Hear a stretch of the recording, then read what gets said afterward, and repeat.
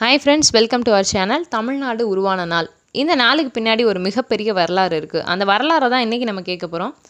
பிரிட்டிஷ்காரங்க அவங்களோட ஆட்சி காலத்தில் என்ன பண்ணாங்கன்னா, ஈஸியான நிர்வாகம் வேணும், மிக திறமையான நிர்வாகம் செய்யணும் அப்படின்றதுக்காக பல பகுதிகளை, இந்தியாவின் பல பகுதிகளை மாகாணங்களை பிரித்தாங்க. அப்படி தென் பகுதியில் பிரிக்கப்பட்ட மாகாணம் தான் நம்மளோட மெட்ராஸ் மாகாணம்.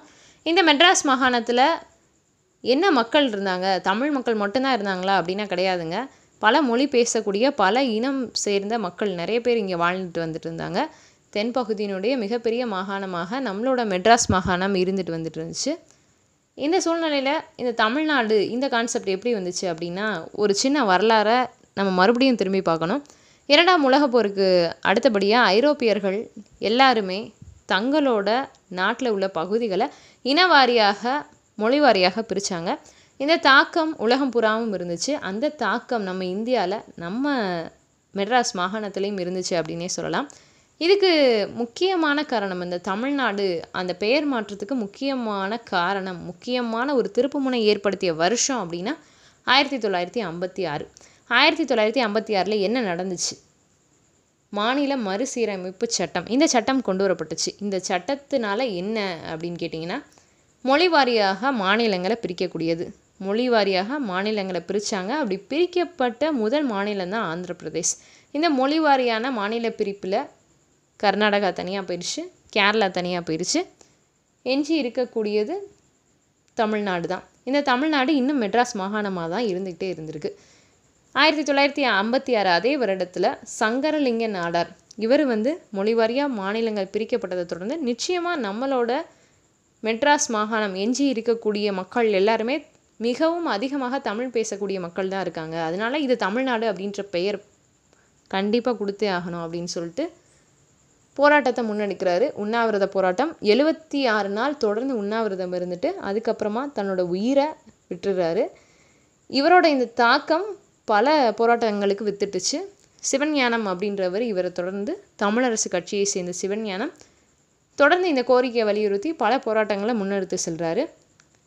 கொஞ்ச நாள் அப்படியே இந்த போராட்டங்கள் போயிட்டே இருந்திருக்கு. 1961 பூபேஷ் குமார் அப்படின்றவர் மாநிலங்களவையினுடைய எம்பி மாநிலங்களவையில் இதை ஒரு கோரிக்கையாக, ஒரு மசோதாவாக ஏற்படுத்தணும் அப்படின்னு சொல்லிட்டு முன்வைக்கிறாரு. அது தோல்வியை தழுவிடுச்சு. 1961 தமிழ்நாட்டில் தொடர்ந்து சட்டசபையில் எல்லாருமே வெளிநடப்பு, சட்டசபை புறக்கணிப்பு போன்ற பல்வேறு விஷயங்களில் ஈடுபடுறாங்க. அந்த அழுத்தம் காரணமாக என்ன ஆகுது அப்படின்னா, ஒரு விவாத பொருளாக இந்த பெயர் மாற்றம் முன்வைக்கப்படுது. 2 மாதம் இதுக்கான விவாதம் போயிட்டே இருந்திருக்கு. தொடர்ந்து விவாதம் போச்சே தவிர அப்பையும் எந்த பலனும் இல்லை. இதுக்கடுத்து தான் மறுபடியும் 1964 பாராளுமன்றத்தில் ராம அரங்கனார் அப்படின்றவரால் தமிழ்நாடு பெயர் மாற்ற கோரிக்கை முன்வைக்கப்படுது. அப்போது ஒரு கேள்வி எழுப்பப்படுது. ஒரு எம்பி வெங்கட்ராமன் அப்படின்றவர் என்ன கேட்குறாரு அப்படின்னா, இந்தியாவை நாடாக ஏற்றுக்கிட்டவங்க தமிழ்நாட்டை எப்படி நாடாக ஏற்றுப்பாங்க? தமிழ்நாடு இந்தியாவுக்குள்ளே இருக்கா இல்லை தனி நாடாக இருக்கா? நாடு அப்படின்ற வார்த்தை மிகப்பெரிய சிக்கலை ஏற்படுத்துதே.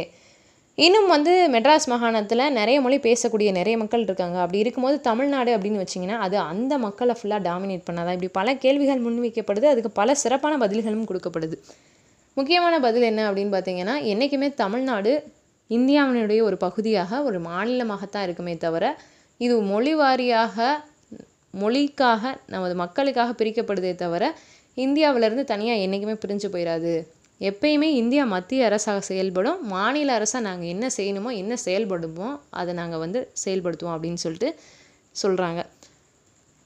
இப்படி விவாதங்கள் தான் தொடர்ந்து போயிட்டே இருக்கே தவிர அப்போ இருந்த காங்கிரஸ் ஆட்சி காலத்தில் இதை பெரிய அளவில் முன்னெடுத்துட்டு போய் இதுக்கான செயல்பாடுகள் எதுவுமே இல்லை. 1967 திமுக ஆட்சிக்கு வராங்க. முதல் முறையாக ஜார்ஜ் கோட்டை அப்படின்ற அந்த பெயரை தமிழக அரசு அப்படின்னு சொல்லிட்டு மாற்றுறாங்க. அதுக்கு அடுத்தபடியாக முதல் தீர்மானமே, முதல் நிறைவேற்றப்பட்ட விஷயம் என்ன அப்படின்னு கேட்டிங்கன்னா, இந்த தமிழ்நாடு கோரிக்கை தான். 1967 ஜூலை 18 தீர்மானம் நிறைவேற்றப்படுது.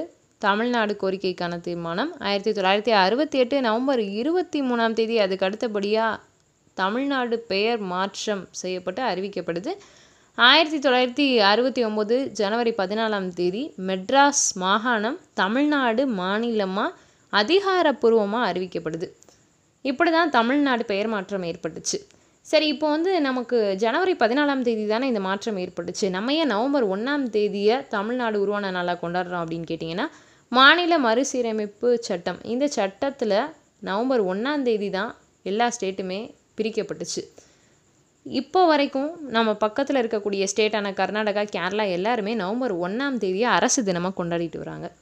அந்த அடிப்படையில தான் நம்மளோட தமிழ்நாடும் இந்த தினத்தை இன்னைக்கு கொண்டாடுறதுக்கு முடிவு பண்ணியிருக்காங்க.